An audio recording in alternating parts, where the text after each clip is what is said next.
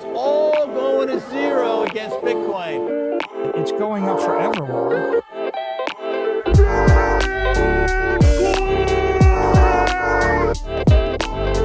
You're against Bitcoin, you're against freedom.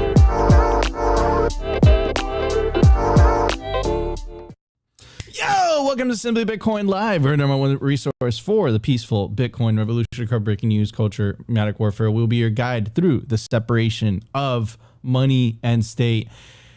And is that heating up, ladies and gentlemen? Welcome to Simply Bitcoin, the most watched daily Bitcoin live show on YouTube, Rumble, and X. Sit back, relax, and enjoy the ride. Enjoy the content. Anyways, so we had some breaking news. It was coming out earlier today on Twitter. Basically, it was Russia to ban Bitcoin. Then it was walked back. So we're going to get into the details of what is going on in Russia. Russia is a major country, major nation, but it seems like it's more of a regulatory hurdle, more regulations. We have a Andreas Antonopoulos video teed up for you guys that perfectly describes what is happening, why this is happening. By the way, shout out to him. This video was dropped in 2017. And it's funny, before the part of the clip that we're going to play to you guys, he was actually making this speech in Canada. And he was like, you know, you Canadians might not be affected by this. Fast forward the Canadian truckers protest, which I find, you know, it's so funny how, it's so funny how game theory and just how all this is coming out, the separation of money and state, and how it really exposes the true incentives and the true colors of politicians that want to retain that privilege of being able to control money, like the politics of money, the politicization of money, being able to control people through money.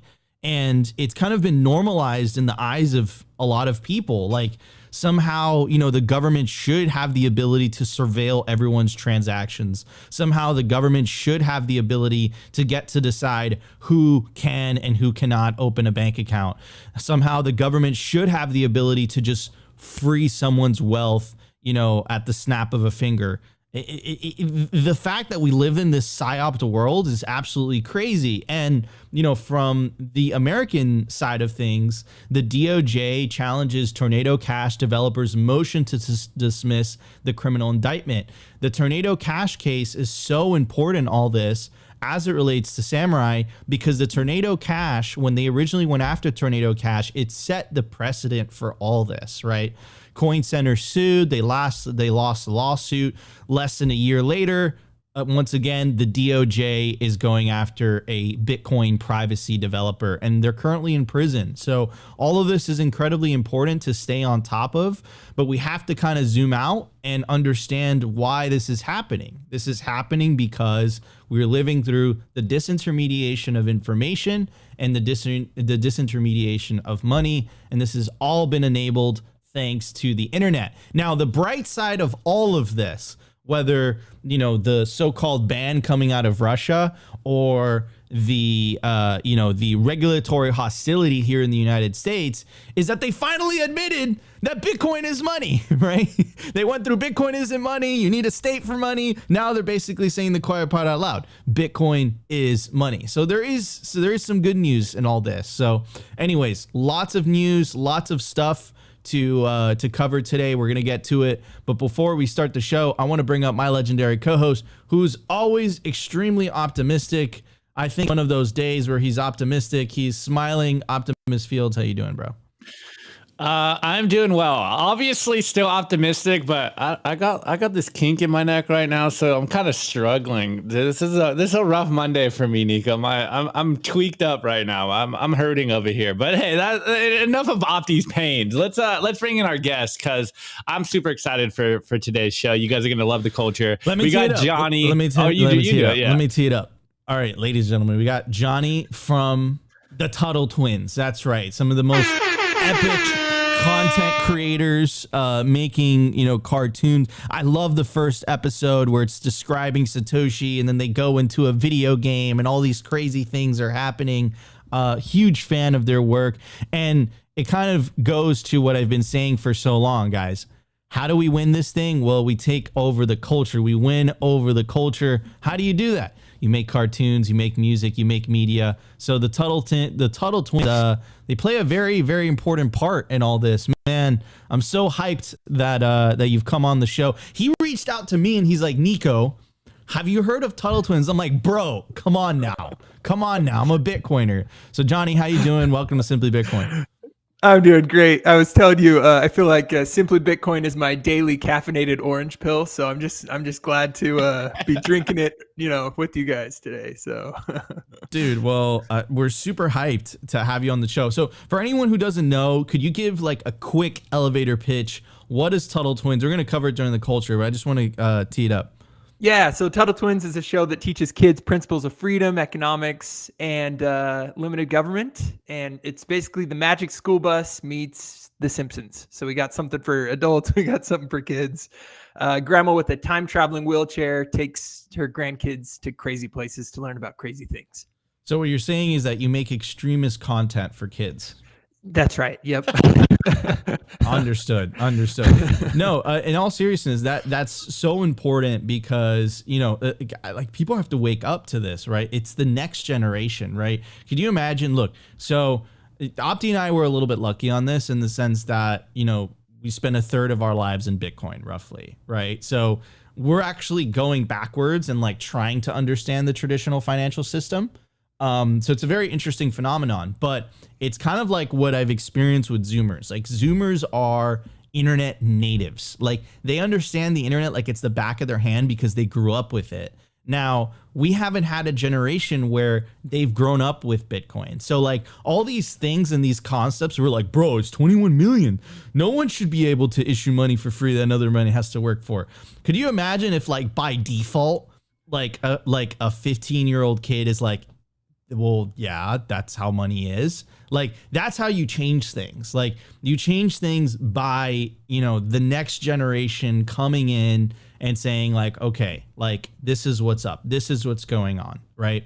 And, I lived through some of that. Right. Like I remember in high school, we had the Blackberries. Like, so we already had internet, like when I was in high school. Right. But it's such a change and shift to pre-internet. I couldn't imagine what high school would be like without the internet, like without the BBMs for me and the brick breaker and all that stuff. If you guys know, like it would have been a totally different world. So the reason I'm saying this is like, could you imagine a world pre-Bitcoin? Like I couldn't, right? Like that'd be crazy. And you guys are like the front line of this. You guys are, creating content so that Bitcoiners, I just had my first daughter, right? What do you think I'm going to do? I'm going to show her Tuttle twins. She'll be like, can I watch cartoons? I'll be like, yeah, here. Become an Austrian economist. Be a sound money advocate. Let Hayek babysit your kid. That's the pitch, right? Exactly. I love that. Exactly. Let Hayek babysit your kids, right? And then, like my wife and I are discussing like, are we going to homeschool her? Are we not going to homeschool her? Like if she does go to school for whatever reason, the teacher will be like, she's crazy. She's talking about separating money from state, sound money, 21 million. What is this? This is insane. No, but in all seriousness, I'm making a joke of it. The next generation is so important to Orange Pill. That's how we really move the needle. That's how we really change things. So I'm incredibly hyped and truly honored for you to come on the show today. Yeah, right back at you, man. I feel like we're all coming at it from different angles. We're all doing our part, and the more people that can understand the simplicity of Bitcoin, I think the better. So yeah, 100%. Pleasure to be right alongside you. 100%, man. This is the separation state, and it's all hands on deck, right? It's a war on many fronts, many fronts. And when I say war, and it's heating up, it's heating up like crazy. It's information narrative trench warfare on the battlegrounds of the internet, and we have to orange pill the next generation. It has to. Anyways, says Loco TX. I just want to pull up this comment. Loco TX says, actually, Nico is right. You yell out to the Gen Xers, I'm just a bill. Yes, I'm only a bill. Every Gen Xer will know how to complete that. I don't even know. See, I don't even get that reference. I can't complete it, but I get the reference. It's that Schoolhouse cartoon. Rock. Yeah. Okay. Now I remember Schoolhouse Rock, but I was very small. Anyways, guys, before we move on to the numbers, I do want to give a very special shout out to our lead sponsor, They power the show. And of course, I'm talking about Bitcoin Well. Bitcoin Well is the best place to build your automatic self-custody Bitcoin stack. That's right. It's self-custody by default, future-proof your money. What does that mean? What does self-custody by default mean? That means that you can't buy Bitcoin on Bitcoin Well unless you're going to take self-custody. As soon as you buy it, it literally goes to your self-custody address, which perfectly aligns with the Simply Bitcoin ethos of the separation of money and state. Especially now that things are heating up, you want to support self-custody by default platforms. That's why we recommend Bitcoin Well. Go to bitcoinwell.com/simply get started. And they recently just announced the cash vouchers, which are live in Canada. Canadians can now buy Bitcoin with a Bitcoin Well account using cash vouchers, very similar to a Stecco, a payment rail designed to safely eliminate barriers to first-time Bitcoin Well customers. So go check it out. If you're in Canada, that product is now live. Guys, go check out bitcoinwell.com/simply. Support self-custody by default Bitcoin on-ramps. All right, everybody, let's get to the numbers. Here we go. The Bitcoin numbers.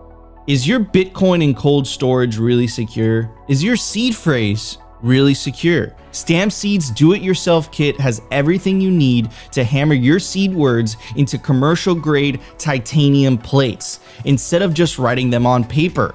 Don't store your generational wealth on paper.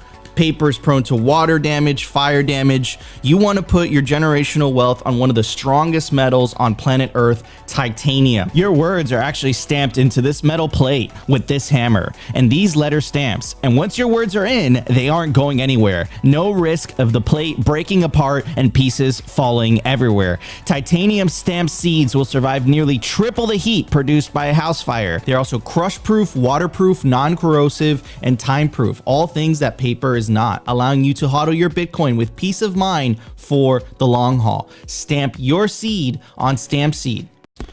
All right, everybody, I made it incredibly easy for you guys not to have to explain to your grandchildren why you lost your generational wealth.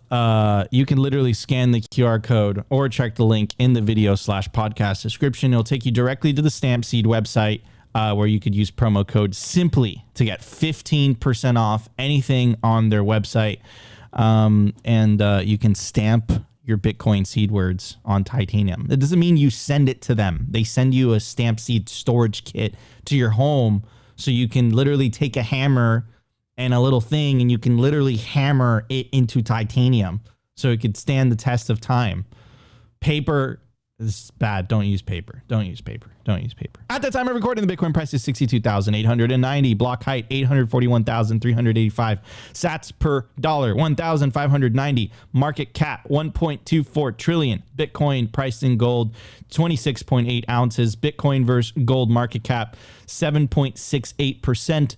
Percentage issued, 93.77. Decline from all-time high, 14.8%. Wow, it just changed. Bitcoin's dipping. So go to bitcoinwell.com. Dude, it's so over. Stack those sats. It's over. Pack it up. Go home. Anyways, in honor of today's topic, in honor of what's been going on these last couple of days, as the separation of money and state continues and it accelerates, and we're fighting this revolution. I'm going to like this video right here. I found this clip of Andreas. Andreas has a very special place in my heart.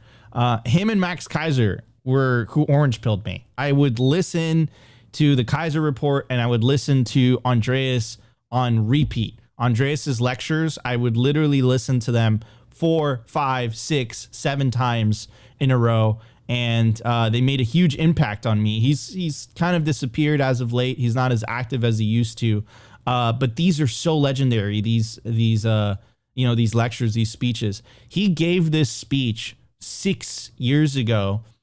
Not only does it stand the test of time, but it's very important that we listen to these types of things, especially as we go into these times where governments start to wake up and they start to realize, holy cow, we have competition. We have competition. Like, we've never had competition. Well, we have competition. Well, let's regulate out of existence. Let's ban it. Holy cow, we can't ban it. So it's like forcing us to compete. What the F is going on? So I know what a lot of people are thinking. A lot of people got spooked last week. A lot of people are saying, holy cow, they're coming after self-custody. Well, you know, Andreas has a response for that. Let's check it out. Of 194 countries this month. That is way too fast. Let's try that one more time. And let's put it at 1 times the speed. Here we go. But out of 194 countries, this model of turning money into a system of control has taken off like wildfire because it's every dictator's wet dream, because it ensures that political dissent can be snuffed at the bank very effectively. It is one of the most effective systems of control that exists. And now, it has to face competition from a system that will not do that, that cannot be made to do that, that will not yield, that will not be co-opted. And what's the response? Ha! Bitcoin's a joke. Cryptocurrencies, they're outside the system. Nobody wants to be outside the system. Guess what? There's 6 billion people out there. They don't want to be outside the system. They'd much rather be inside, but they haven't been invited, and they probably won't. And many of them can't do the things that are necessary to be invited into the system. And guess what? There's an entire generation that has now discovered the 2 forms of power that come to people. First form is voice. And the second form is exit. You either speak up with your voice, express your political will, and force change. And when that doesn't work, you get to the second most important power that all humans have, and that's exit. Now, borders have been erected for millennia to prevent exit, to slow down exit. You can't easily emigrate, opt out, colonize, depart, exit. But what happens when exit is not a physical act, but a virtual act? What happens when people decide to exit from the financial system in a virtual way? Vrexit. Bitexit. You can keep the inside of the gilded cage. It is demographically stagnated, it's over-leveraged, it's swimming in debt, it's out of control, and it serves a tiny sliver of the population. You can keep it. An entire generation of millennials no longer believes in that fiction of bank security, of future possibility, of deferred earnings, of interest rates, of mortgages. They will exit. They are exiting in droves. Not just here, even more so in the countries where the existing system of inside finance, of the system of control, is used despotically, is used oppressively. China is exiting in droves, and it's barely started. Bitcoin's been around for 9 years. And so what does the insider group do? What do the regulators do in response to a system that cannot be regulated? They regulate the bits they can. They regulate the exchanges. They regulate the bank accounts. They regulate the national currency side of things. They shut down the on-ramps and off-ramps. They say, we will not let you take your money with you. And what do millennials say to that? Dude, I don't have any fucking money.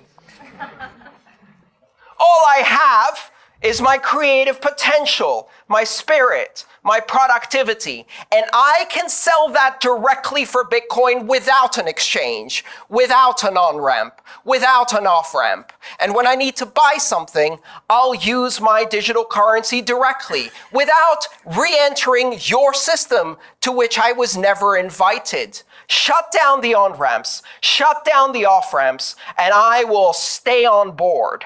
I will stay digital. I won't touch your gilded cage anymore because I don't need you. I exit.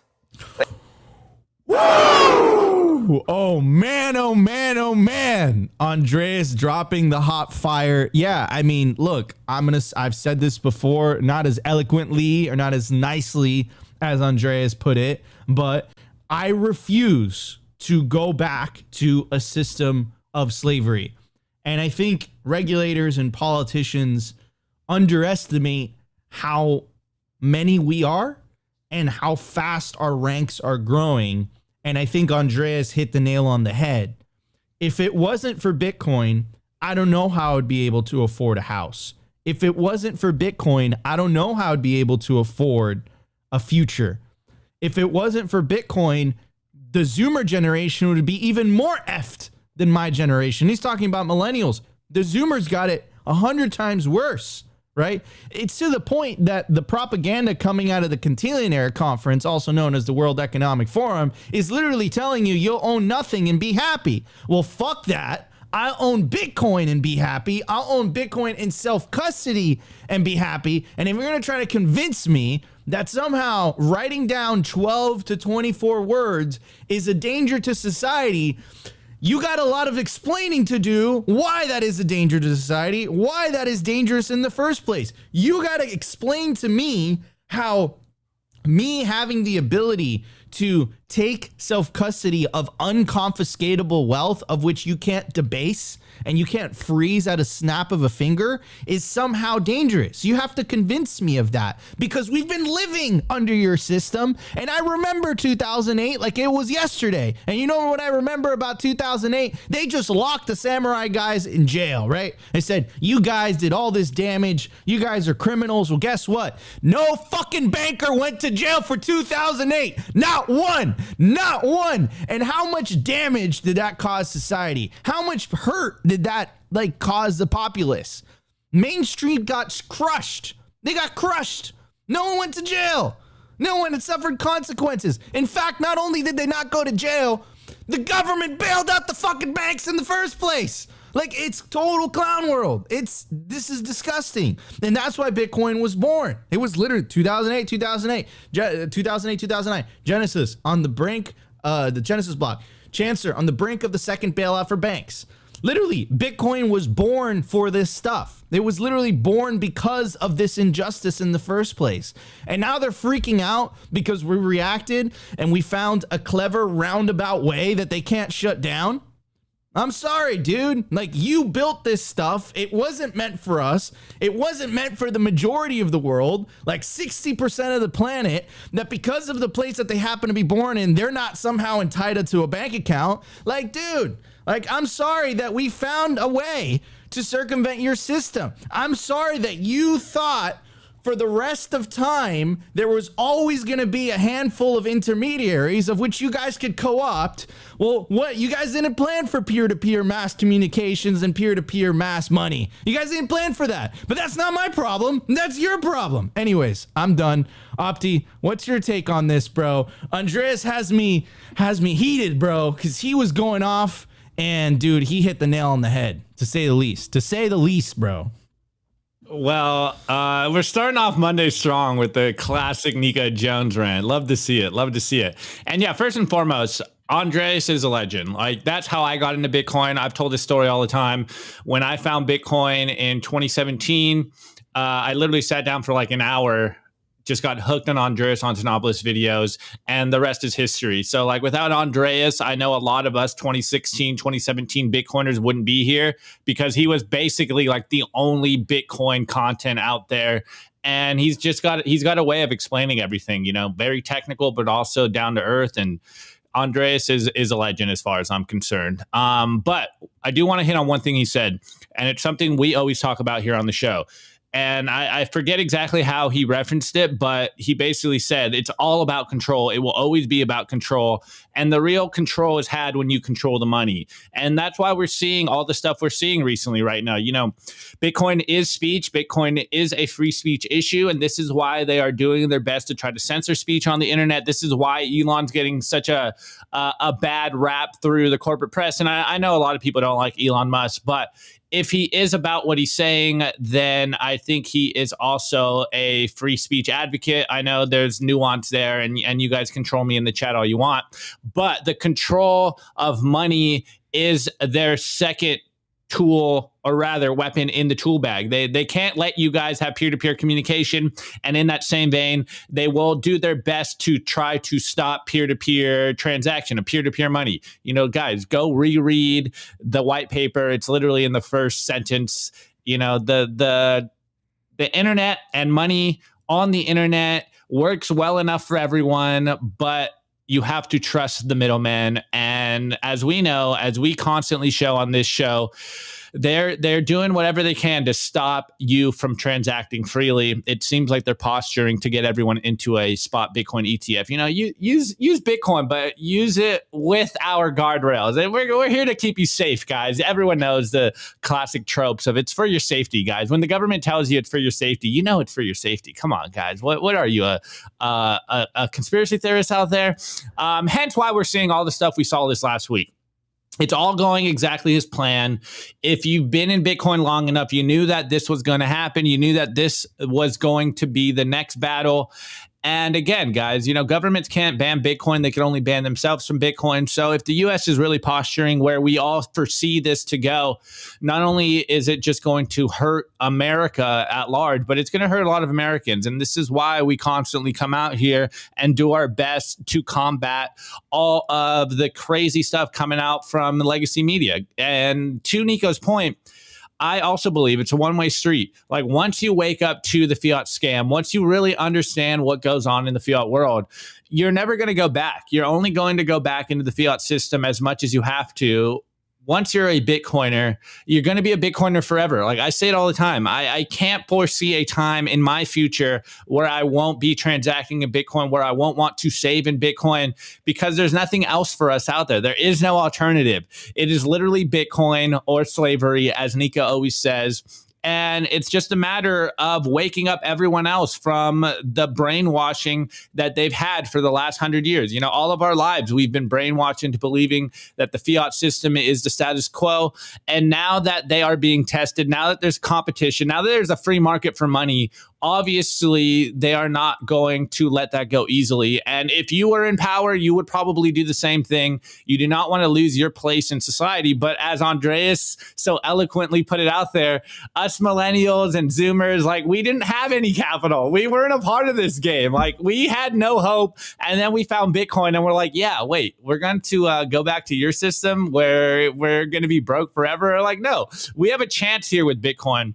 And I was just having the meeting with our Twitter team, and my boy Morpheus, he was saying something that I think more of us need to keep reminding ourselves. It's like we have a duty here to spread Bitcoin because it is a very important thing that we're talking about.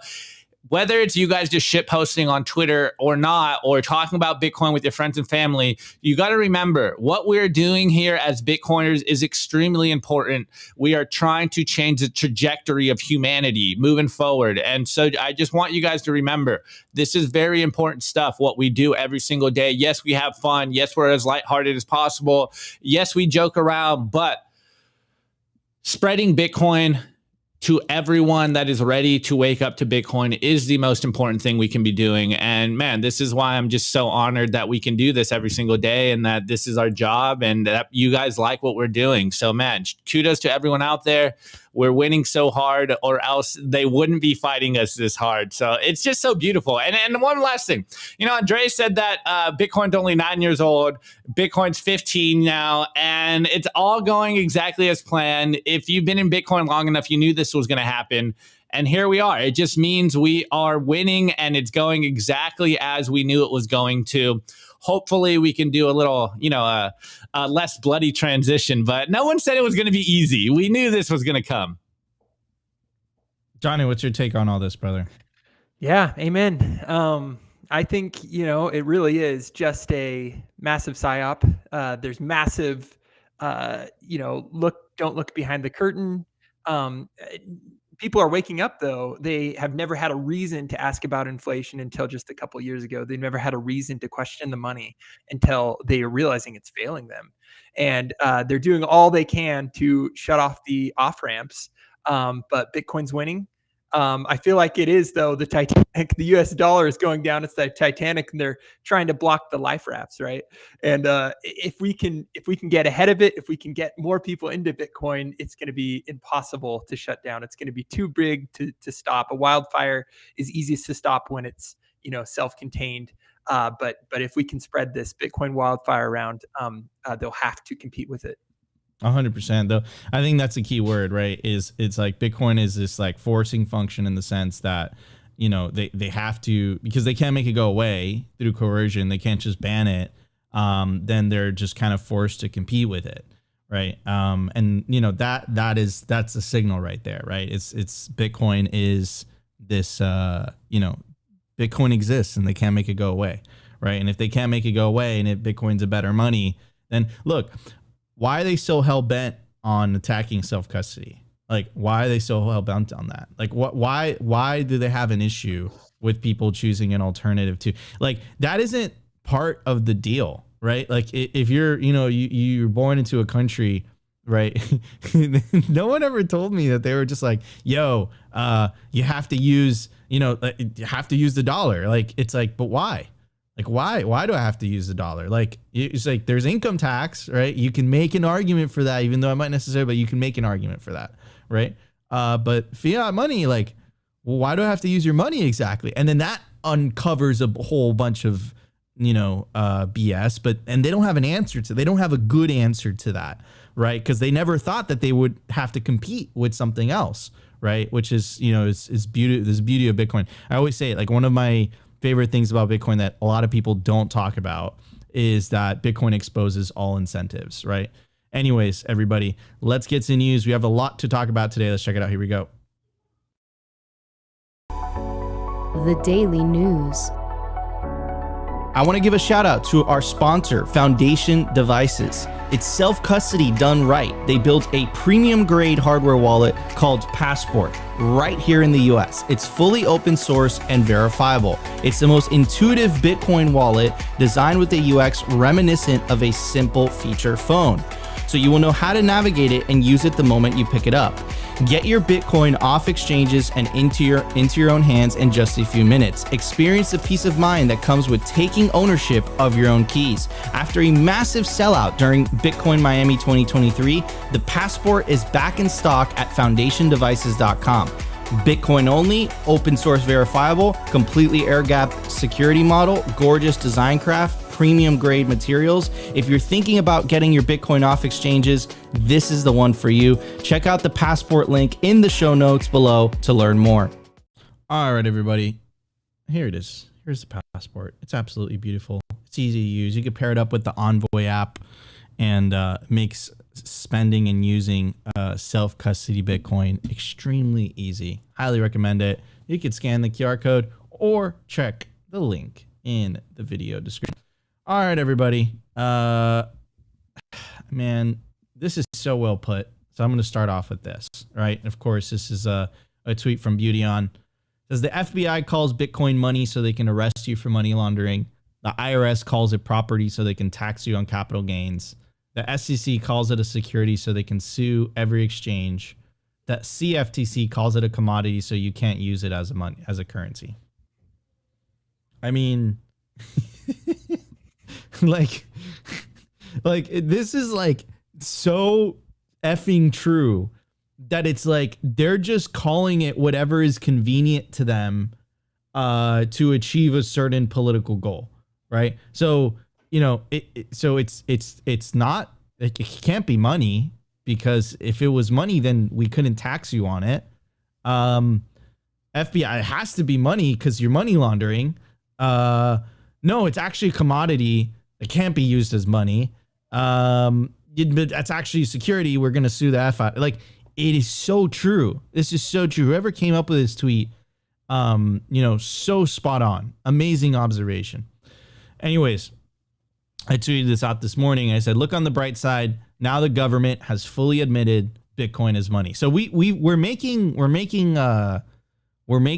progress. We're at least stepping in the right direction. Another quote unquote mixer was decided to pull out of the US. Wasabi is now blocking US citizens and residents from visiting its websites, downloading and using Wasabi.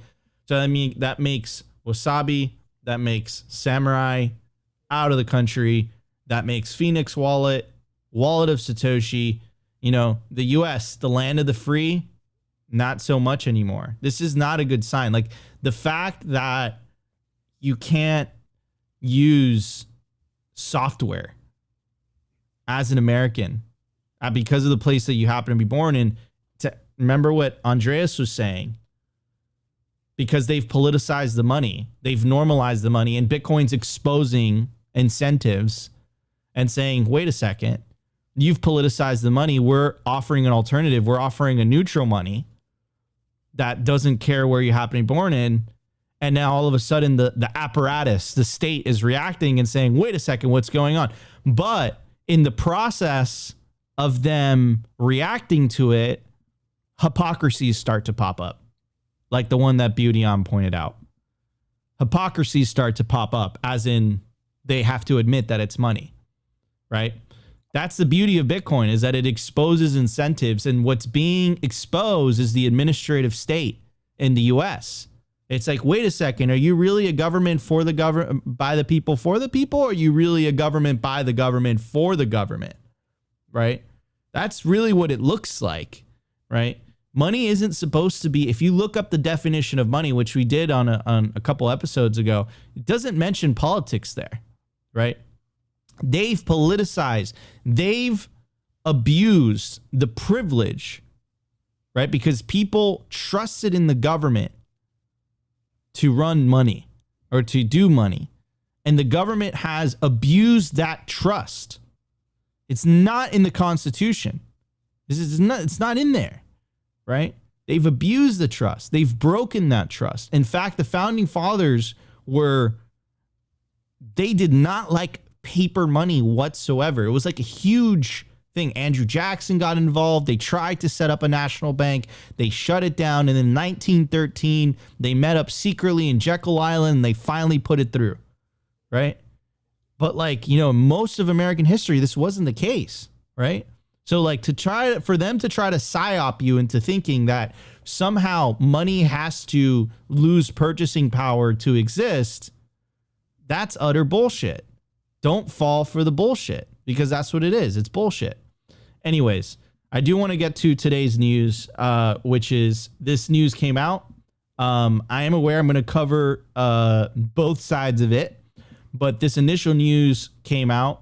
And the headline article is, Russia prepares for total crypto ban as geopolitical tensions rise. Here is a quote from the politician. It says, quote, digital financial assets issued in Russian jurisdiction and digital rubles will be allowed. The need for a ban is due to the fact that today cryptocurrency is a quasi-currency that replaces the ruble in the country, but only the Russian ruble fulfills the mission of the monetary unit. So this decision has been made. Okay, let's break this down, right? And then again, we'll get the other news coming up from Twitter. We'll get to it in a second. But remember how I told you the exposes incentives? So it's a quasi currency that replaces the ruble in the country, but only the Russian ruble fulfills the mission of the monetary. Hold on a second.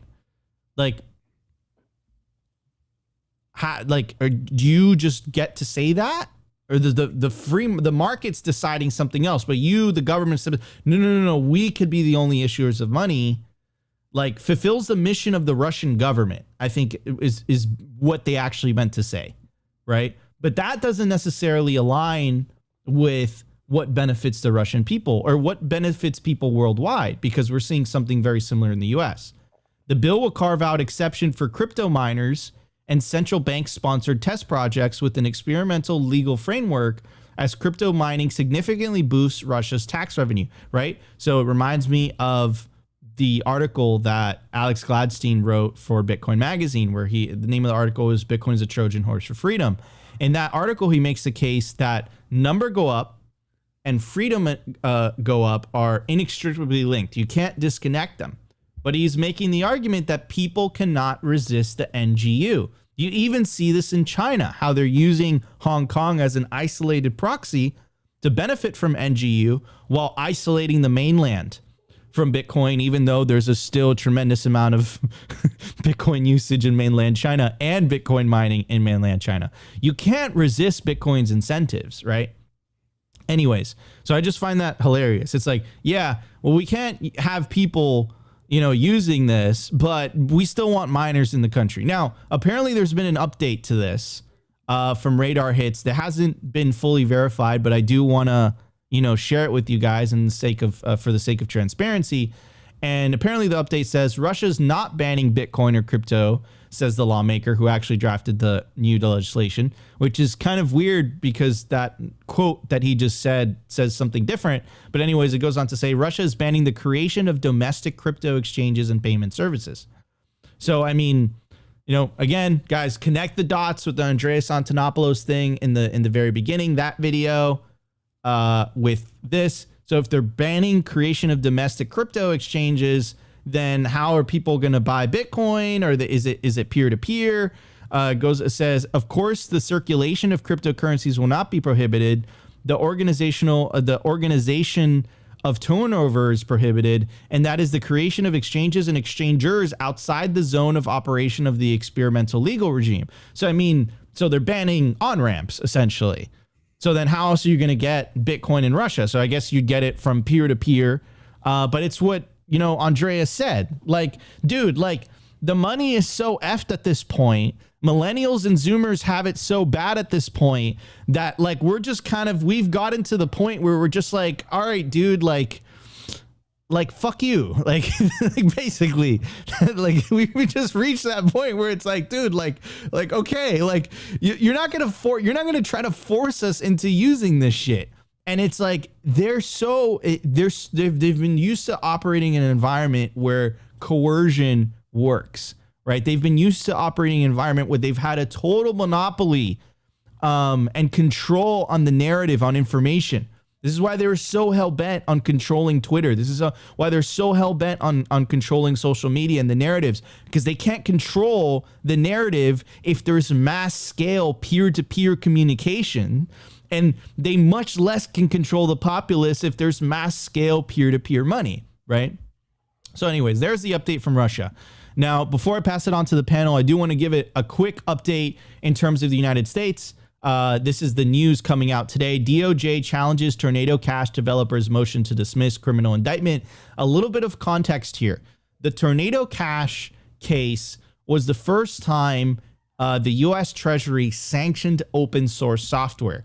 It set the precedent for the U.S. government, specifically the DOJ, to eventually go after Samurai, right? And it continues this trend of the criminalization and the villainization of privacy.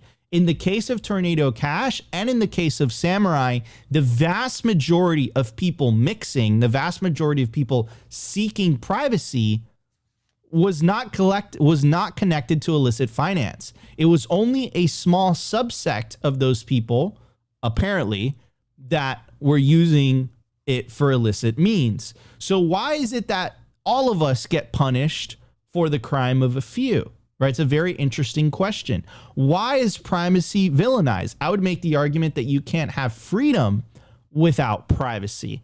I would make the argument that the Fourth Amendment, which is no unreasonable searches and seizures, specifically protects from this type of overreach, right?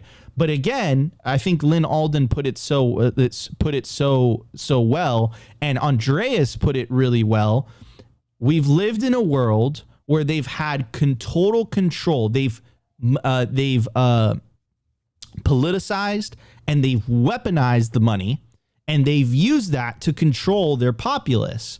And then all of a sudden, alternatives start to pop out that they can't shut down, they can't coerce, they can't just tap into those intermediaries and say, hey, now you are an arm of the state, right? They can't do that anymore, right? So this is why this is happening. Anyways, it goes on to say the U.S. Department of Justice pushed back against Tornado Cash developer Romain Storm's motion to dismiss criminal indictment against him, claiming that Tornado Cash acted as a money transmitting business.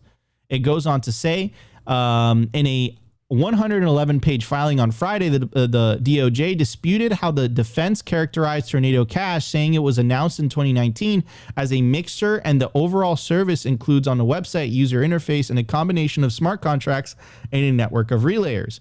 The indictment clearly alleges that the Tornado Cash service was a commercial enterprise carried on for profit, financial gain, and that the defendant himself profited from its organization through his control with others of key components of the integrated Tornado Cash service. The very success of the Tornado Cash service in laundering enormous amounts of criminal proceeds shows the needs for restrictions. The indictment lays out one picture of this success in the form of $2.7 million in Tornado profit that it says Storm transferred to cold wallets that has still not been identified. Storm has also accessed Binance using a VPN and an account under a false identity to cash out other Tornado Cash proceeds. In the summer of 2023, the DOJ charged Tornado Cash developers Romain Storm and Romain Smirnov with conspiring to commit money laundering and conspiring to operate an unlicensed money transmitter and conspiring to violate sanctions law. The government has not charged the defendant with a crime that involves solely writing code or maintaining a website. Rather, the charged offenses require the government to prove that the defendant conspired to conduct financial transactions designed to conceal criminal proceeds, operate a money transmitting business, and receive or provide goods or services to sanctioned entities or deal in blocked property. Lawyers representing Storm sought to dismiss the indictment at the end of March. They contend that Tornado Cash does not qualify as a custodial mixing service or a financial institution as defined by law. Additionally, they argued Storm was unable to exercise control over the service or prevent its use by cyber criminal groups.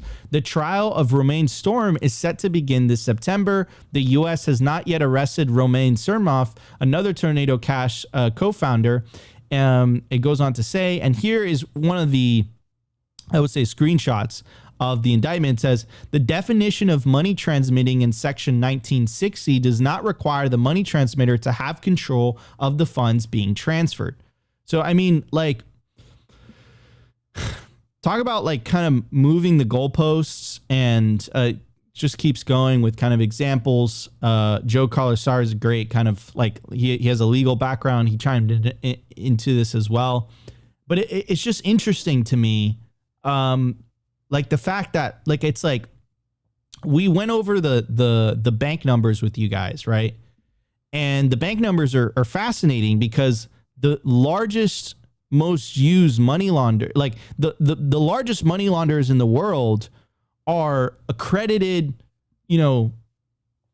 regulated financial institutions.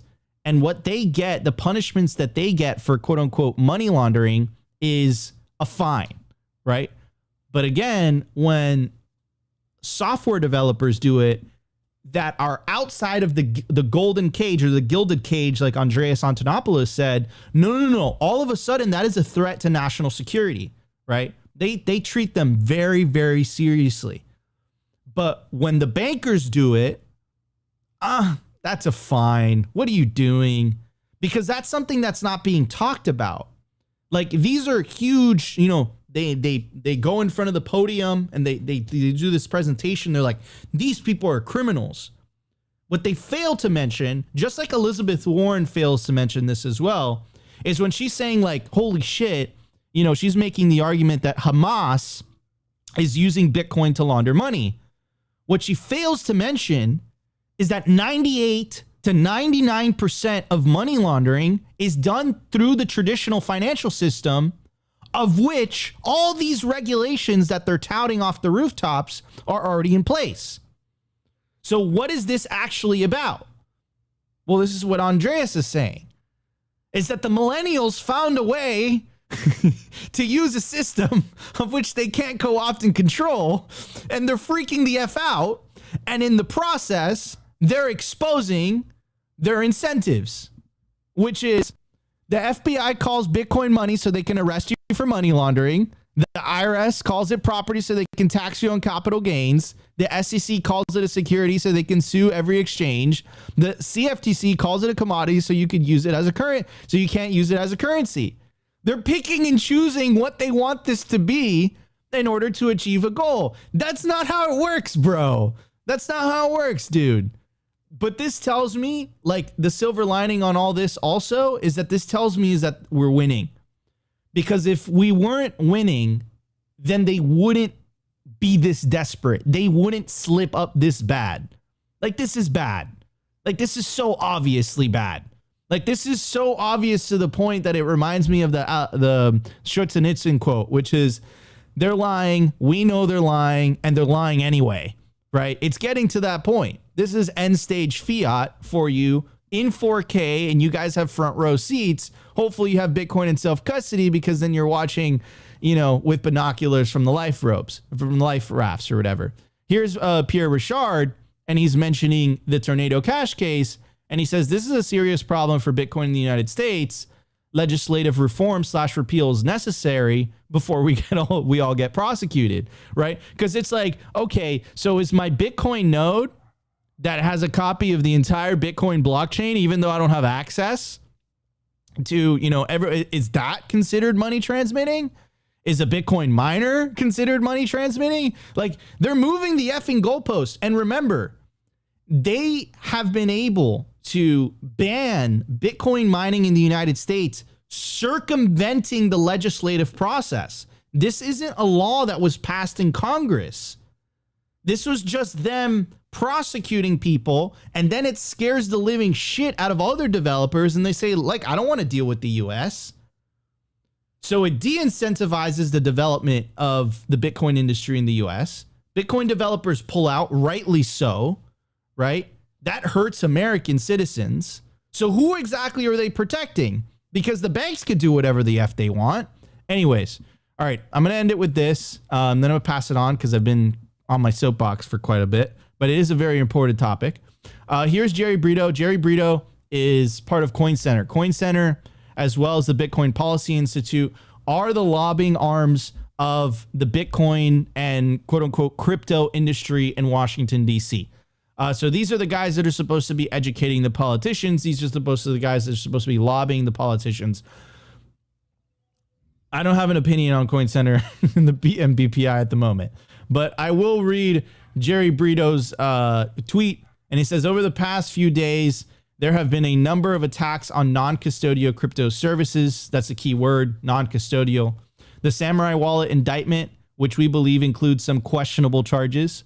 The government's response in the case against Tornado Cash developers, which specifically calls out Coin Center's brief. The FBI's bulletin essentially warning Americans to stay away from self-hosted wallet services. There's a lot to be said about all this, and a thoughtful and thorough legal analysis takes time.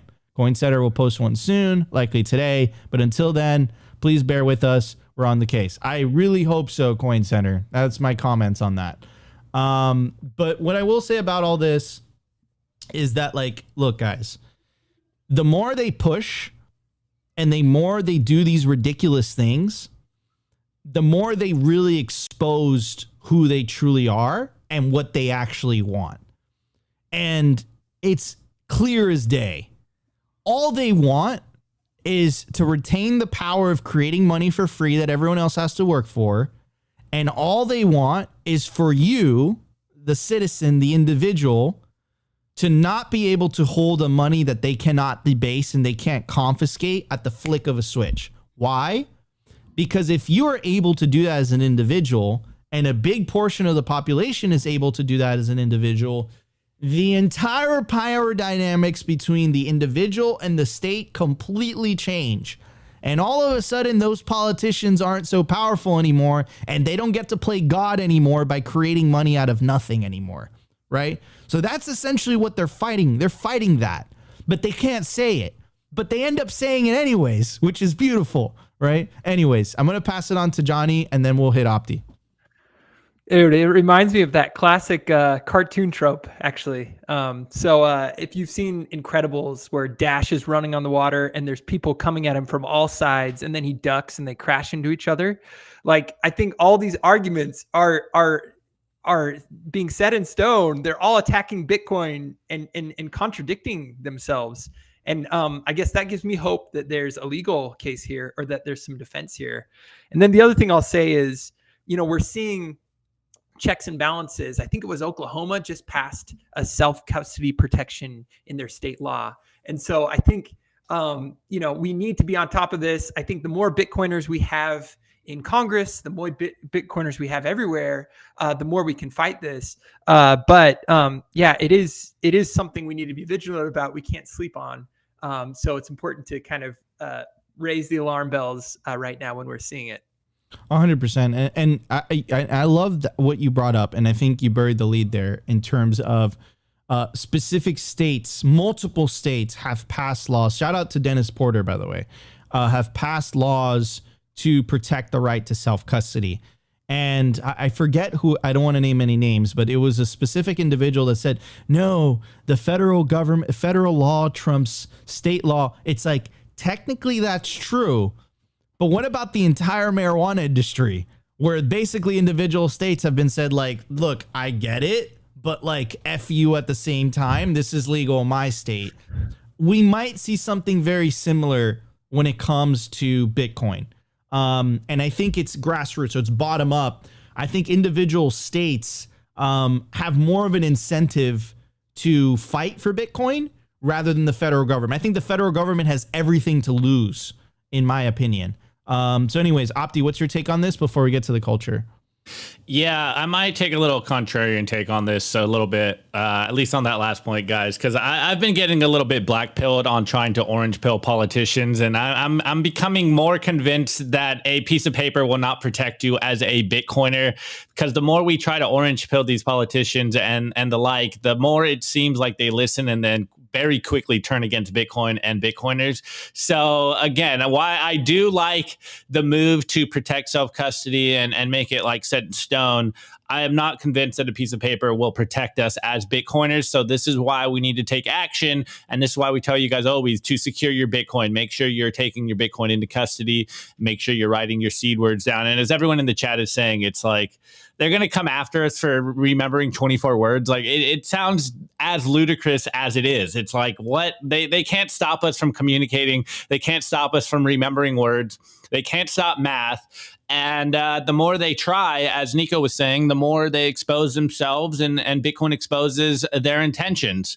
And then kind of going back a little bit, like I completely missed that Wasabi news, Nico. That's crazy. Land of the Free just absolutely wrecked right now. It's not a very good time to be in America, to say the least. But I do have hope in America, and I do have hope in people. And basically, it just goes back to the game theory of Bitcoin. Like, if one country tries to stop Bitcoin, then another country will make favorable laws for Bitcoin, and Bitcoin will just flow to where it's treated best. And we've seen this play out over time, and we'll continue to see this play out over time. So hopefully America can get their act together.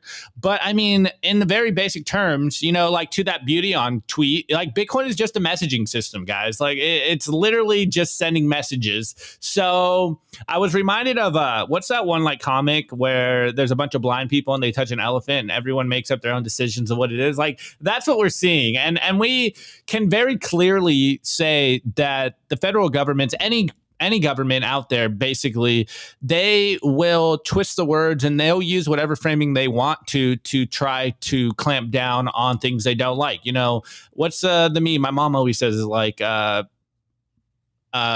left hand doesn't know what the right hand is doing, and they'll just try to get away with as much egregious behavior as possible. And we know this is going to happen. Again, we saw this play out. I'm glad Nico played the Andreas clip today because it's working and going exactly as planned. We knew that the powers that be are going to try to regulate Bitcoin on and off ramps. They've been trying to regulate Bitcoin mining. We know that this is how they can try to shoot Bitcoin in the knees, but Bitcoin cannot be stopped. They can only try to stop the on and off ramps. They can try to, over-regulate Bitcoin all they want, but Bitcoin will just route around them. Remember, guys, it's I think is it the Hyatt quote or the Hoppe quote where it's maybe it's not even them. I'm blanking on who the quote is, but just the only way to actually win is by building a parallel system and routing around them. And that's what we're seeing. If you thought that they were going to give up their power peacefully or quietly, like you've been naive. And a lot of us Bitcoiners have been talking about it. Obviously, we're hopeful. We're optimistic. We want to make sure that this happens as peacefully as possible. Of course, no one wants to end up in a cage for just remembering 12 to 24 words. It's absolutely incredible. But the more they try to clamp down, the more it feels like they're hurting cats. And that's why the free market will always win, is because entrepreneurs will just spin up products that cannot be stopped. They cannot stop this technology. And the more they try to ban it, the more that Bitcoiners will build. Cypherpunks write code. Like, I'm no cypherpunk, but I understand where Bitcoin comes from. I understand what Bitcoin was built on. And this is why we always talk about Bitcoin being free to money. This is about freedom, guys. This is what it's always been about. Yes, number go up is good, but with number go up comes freedom go up. And that's what it's really all about. And one last point. That Tornado Cash update, I'm so glad we did that because it keeps reminding me of the historical lesson of the internet. They did the same thing with the internet. They always point to, quote unquote criminals or pornographers or whatever they want to say and say, oh man, only bad people are using this new technology. And usually when the data comes out, it's only a super small subset of the users that are actually doing nefarious things. And shouts out to Seth for privacy because he also did a study, or rather he went through the numbers and basically showed that, like, for the most part, 95 or +% of the people using Samurai were just average everyday people that just wanted to protect their privacy.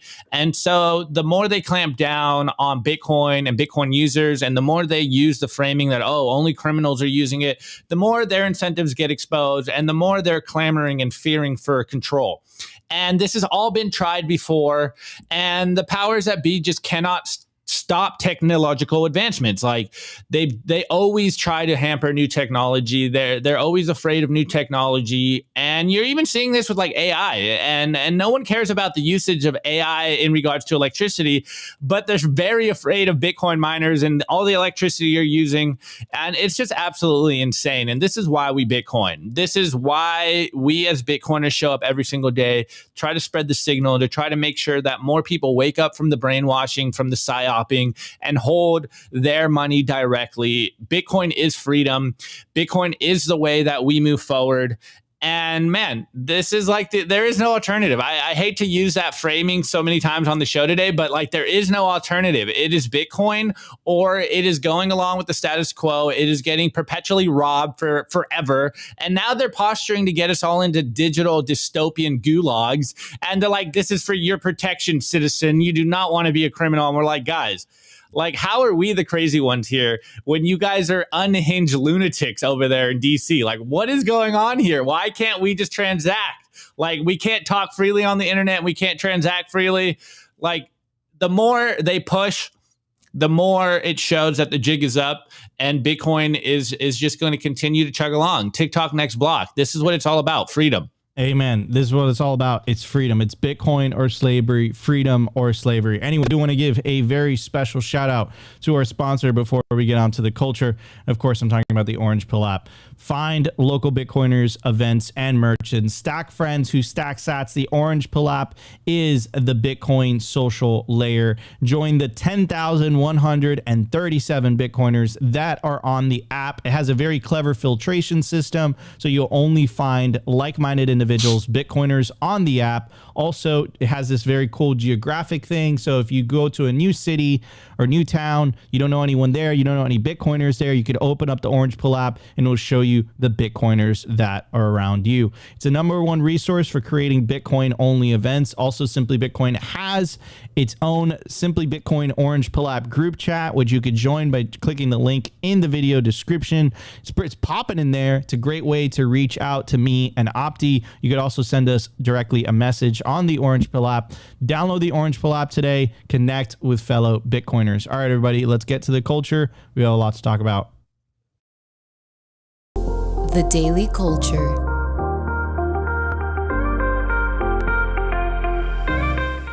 All right, everybody. I do want to give a shout out to Kaboom Racks, the most trusted place to buy, sell, and host mining equipment. You could check out their racks by scanning the QR code on your screen. It'll take you directly to their Telegram marketplace, or you can connect with a member of their sales team. They make purchasing their products easy and transparent. You could also sell your mining equipment with Kaboom Racks. Access their vast network of domestic and international customers when you sell your mining equipment with them. What are you waiting for? Check out our sponsor, Kaboom Racks, the most trusted place to buy, sell, and host Bitcoin mining ASICs. This is where I personally buy my mining ASICs. Opti?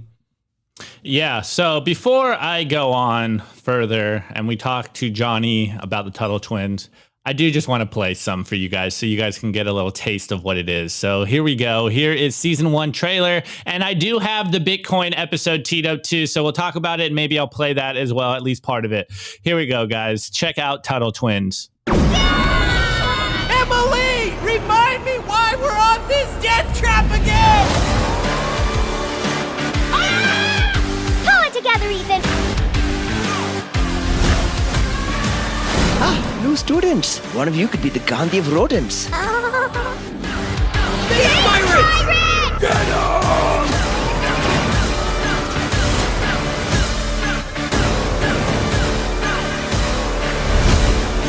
Oh, so the invisible hand really is just a bunch of people trading with each other to make things that no single person could make on their own. Ah, well put, well put. Copyright Adam Smith. Okay, Grandma, I'm coming for you. Vamos! Yeah, try writing from back here.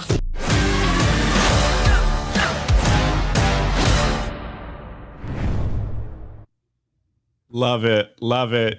Absolutely love it. Killing it, Johnny. Also, shouts out to you. It's part of Angel Studios. I didn't know that. That's great. They're doing some great work. All right. So let's just jump into it, man. Where did the origin of Tuttle Twins come from? And then we'll go into a little more stuff. And I do have the Bitcoin episode teed up too, so we can play a portion of that. But where did this idea spawn from, Johnny? Yeah. So we had a good friend, Connor Boyack, and he actually works in a think tank that's been changing laws. For instance, he changed one here in Utah that was a lemonade law that finally let kids sell lemonade without a food handler's permit. So he's like, really, his effort was striking down bad laws across the country and increasing freedom, right? But he was trying to explain to his kids what he does, and he was looking for books out there, and there was nothing out there that was teaching kids Austrian economics or principles of freedom. And so he just started to write his own books.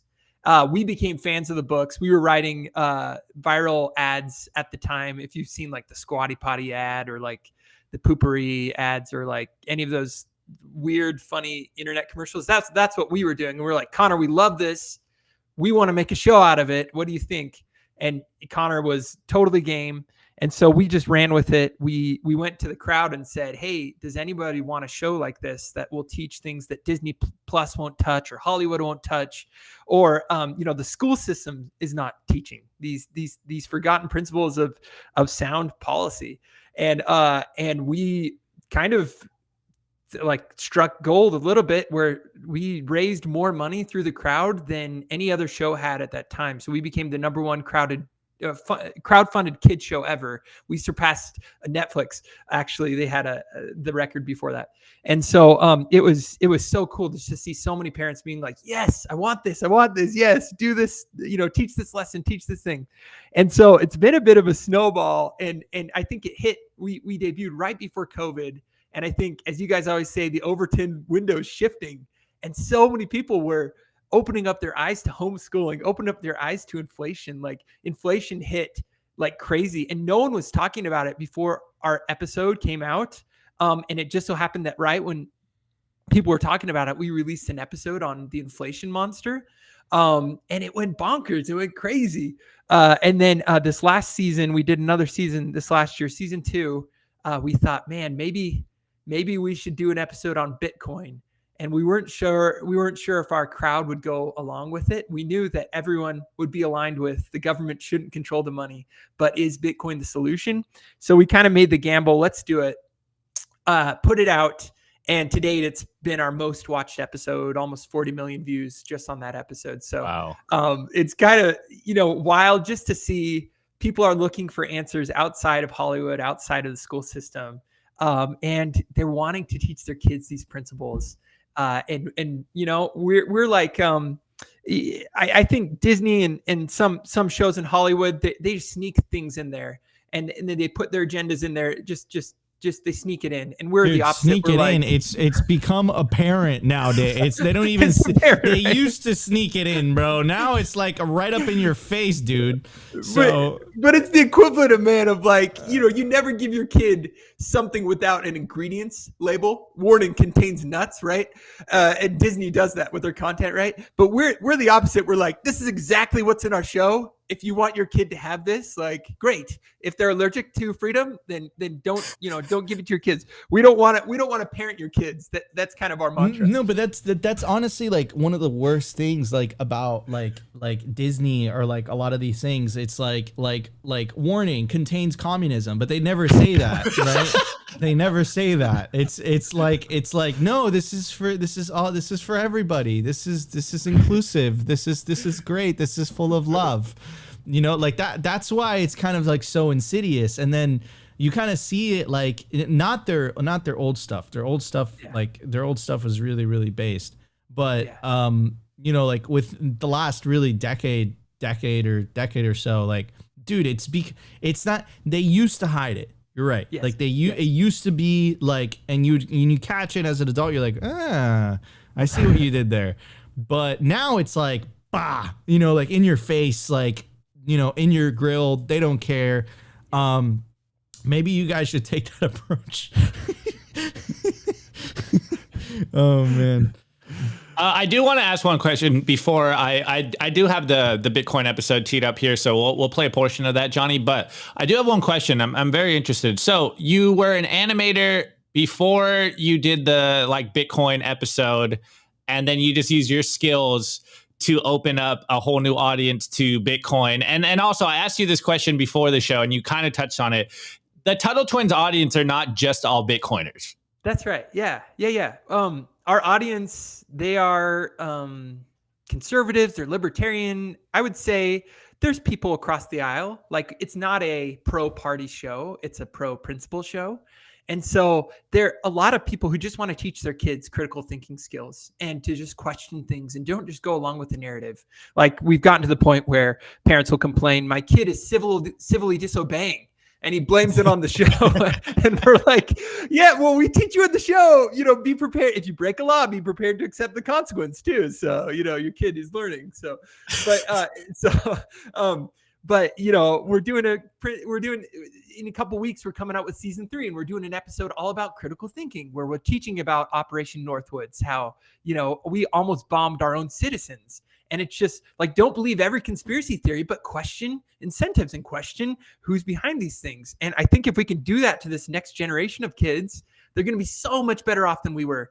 And I guess your question is like, so it's not just Bitcoiners. There are people who are seeking truth and have these, the bedrock of constitutional principles that they're following and want to teach their kids. And so that's sort of why it was a gamble when we came out with the Bitcoin episode, just because we weren't sure how many of them would go along for the ride.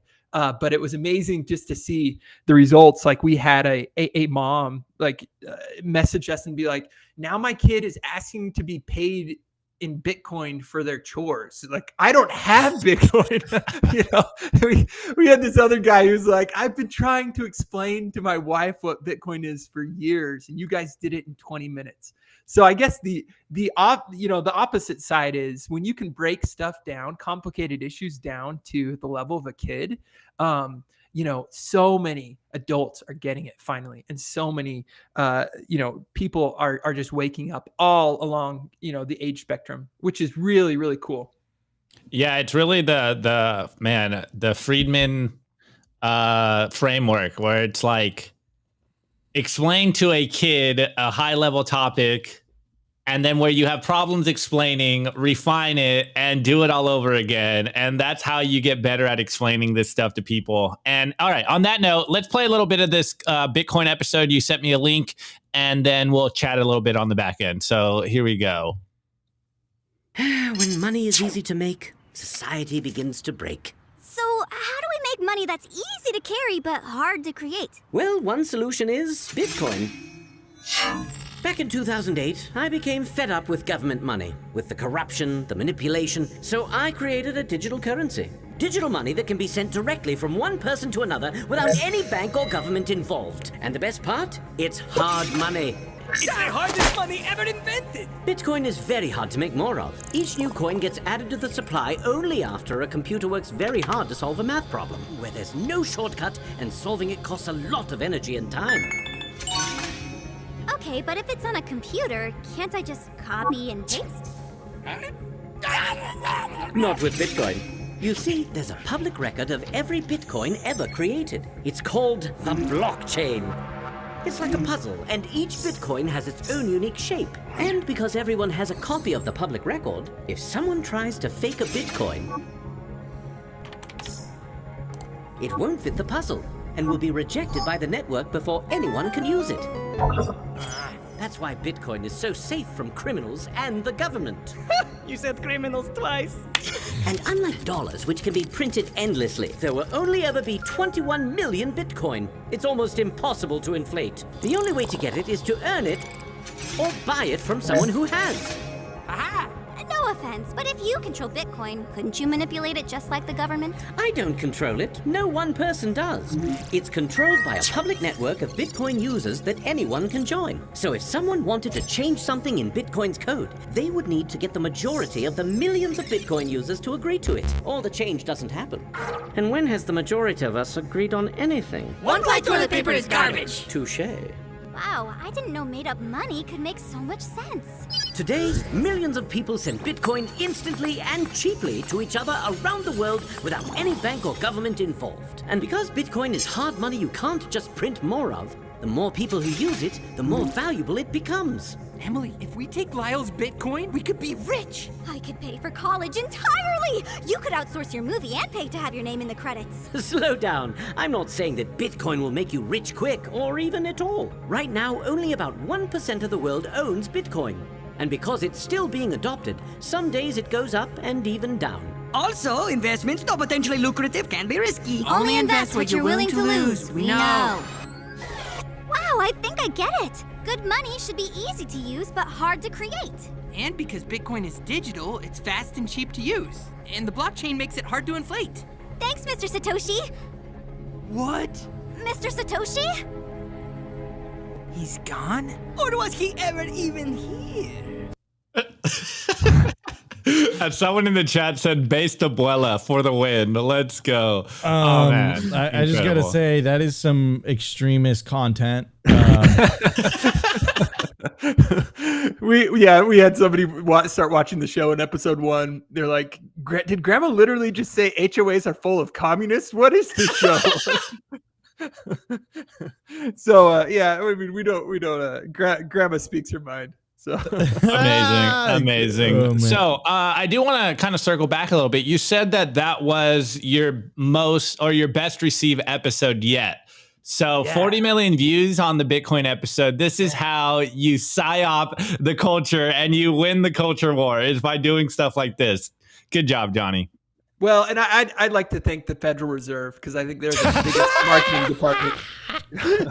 like our inflation episode is like 37 million views, Bitcoin 40. So they just are doing their part to further the cause. So, dude, it's so great, and I can't emphasize this enough. Like teaching the younger generations about this. And the way that you guys do it is so, it's so incredible. Me and Opti ramble, right? You guys are just so precise and, articulate in the way that you guys, say the wording, say the messaging and come across. And again, it's easy to understand. It's for kids, there's cartoons, there's action happening on the screen. And that's so incredibly important, like from a cultural perspective too. Like I always talk about the culture war, and it's not the culture war that everyone's thinking. It's like the culture war for money, right? The orange versus green, like the Bitcoin trading cards, like anyone like Tip NZ's raps, this is part of the culture. This is what it's all about. This is, people have to understand, you have to build an entire foundation around this. It's not as simple as like, oh, Bitcoin's better money. Like there's an entire machine behind the previous system. We have to build that machine, and it's not going to just take one individual's efforts or one entrepreneur's efforts. It's going to take all of us, and I'm not going to say as a collective, all of us working as individuals, following our own incentives in the pursuit of profit, in the pursuit of bettering ourselves, in the pursuit of of trying to improve the lives of our families and the lives of ourselves. The beautiful thing about Bitcoin's incentives is it's aligned, right? And then if enough of us do it, if enough of us take self-custody, we're going to win this thing, right? So you guys play such an important role in that, on educating the younger generation on, on the alternative, right? On the alternative. And I love how you guys flick the switch, right? Because government calls us psychopaths, calls us all sophisticated, super coders and criminals. And right from the get-go, you're like, government, criminals? Oh, yeah, that's great. So I think it's really important in this narrative trench warfare that we're fighting in the battlegrounds of the internet, that type of content. So, Johnny, where can people find that? Like, where can they see this stuff? So it's a crowdfunded show, and it's free. So you can go to angel.com/TuttleTwins. You can watch seasons 1 and 2 for free. We're going to be coming out with season 3 here in a couple weeks. And we actually have another episode dedicated to Bitcoin. It'll be like the first episode that gets a sequel because of how this one did. And we're going to break down CBDCs versus Bitcoin. So it'll be the first kid show to break down CBDCs. So we're excited. We also have a character who is talking about how her Uncle Jamie thinks Bitcoin's a pet rock, and we'll basically just be quoting Jamie Dimon the whole episode, and then we'll have a little trolling with Jamie Dimon in the episode, so it'll be fun. If you guys are talking about CBDCs, like you guys are definitely an alt extremist show. That's right. Come with the warning label. That's right. Like, goddamn, bro. But anyways, guys. Wait, Nico, before we wrap this up, there is one more question in the chat, and I might frame this a little differently, but Mikkel wants to know, Johnny, what cartoons do you personally recommend to not watch with your kids, and adds it up with maybe what cartoon besides the Tuttle Twins do you recommend to watch with your kids? Man, I'll speak to that first one first. The second one first. I love Bluey. I think Bluey's been phenomenal, and it's also one where you can watch adults and kids together. And we are huge fans of early Pixar ourselves because adults can watch it, kids can watch it, and everyone's laughing and catching things. I don't know. I mean, to each their own. Everyone has their own tolerance of propaganda for other shows. There's a lot of new stuff on Disney Plus, the cartoons that I won't show my kids, but I don't want to bash. I just want to, give people an option. If you don't like what's out there, here's another show to try. Love it. One more question though. They want to find the link in the show notes, so I'll get that afterwards. But what episode is the Bitcoin episode for everyone that's watching in the audience? Yeah, episode 3 of season 2. So it's called Bitcoin and the Beast. Yeah. Oh my god, Yeah. such Love it. Extremist Love it. Okay. content. Last question for you, Johnny, and we do this every time we have a guest. What's the last message you want to leave with the audience? Yeah. Children are the future, and you can change things with enough education, and we can really make a difference bottom up. And that's what we strive to do with Tuttle Twins is teach the masses, teach them about Bitcoin, break down the fiat system, and show them that, you know, freedom isn't free. Freedom is something we have to fight for and take back. Love it. Love that. Beautiful. Anyways, guys, that was Simply Bitcoin, April 29th, 2024. I'm your host, Nico, my legendary co-host, Opti, who's on that side. There we go. That side. And our special guest, Johnny Vance from the Tuttle Twins. Go check out Tuttle Twins. The new season is going to be dropping very, very soon. Follow them on Twitter at Tuttle Twins TV, and is dropping content for the next generation. Johnny, thank you so much for joining us on the show today. Thanks for having me, Nico. See you, Opti. Appreciate it. Johnny is misspelled, Opti. It's Johnny with an H. Anyways, guys, if you enjoyed the show, you know what to do. Smash the like button. Consider subscribing if you like our content. You feel like we provided you value. But the number one thing you could do is share Bitcoin content. Share extremist content like the Tuttle Twins. Share content that advocates for freedom and personal responsibility and individualism. That's all very, very nice things. Anyways, love you all. We'll see you tomorrow for a brand new episode of Simply Bitcoin Live. Episode was brought to you by BitcoinWell.com, on a mission to enable independence.